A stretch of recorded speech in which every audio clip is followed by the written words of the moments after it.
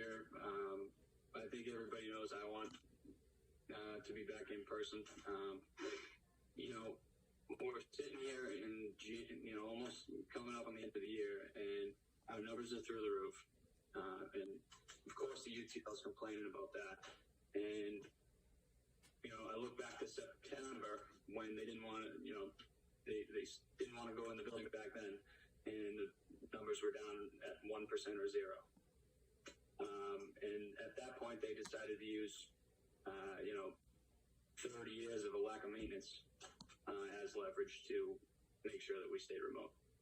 So drag that all the way through the fall, and now we haven't been in person at all, really, throughout this whole school year. And towns like Chelmsford and Dracut, Chelmsford's numbers are way up too. They're 7.37. Dracut's at 13.21. They're still in the building. Their entire staff is going into the building because they're in a hybrid model, and the kids are going 2 days a week, and it's been going on since September. I haven't heard talks of them closing. The private schools are still in session. Some have made adjustments, but they're still going back. So again, we're not, it's Lowell, it's Lawrence, but we're not serving poorest kids in this city. That's what it comes down to. All the gaps that we want to talk about when COVID isn't a thing are getting bigger right now. They're getting bigger. If you have money, it's very clear that you can get an education right now, good education, and otherwise you're going to be remote. And I think it is ironic that we're meeting on Zoom. I've been advocating to meet every chance we can get in person. So I agree with you there on that, Paul. But the other thing that's funny is every time we have a Zoom meeting, like we start 20 minutes late here. We can't do our meetings and have the same type of discussion and do them correctly through Zoom. So the UTL keeps advocating on how good remote learning is doing and how good remote learning is doing. Give me a break.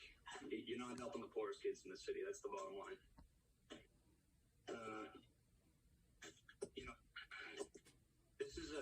This virus has a 99 plus recovery rate, and we waited all the way until basically until there's a vaccine before we send our kids back. In the future, what sort of threshold is there going to be for shutting our schools down permanently? A bad flu season, is that going to allow us to close our schools down? Where is the threshold in the future? That's a serious question. I'd love somebody to give me the answer to that. And we're continuing to fail our kids here. Continuing to fail them. That's all I got. I know this is a terrible time. I know the numbers are higher right now. But if we were in school and in person since September, it'd be very easy to start making decisions about having a week or two off after the holidays to let the numbers go down. But we dragged our feet and we screwed it up from the beginning. So here we are.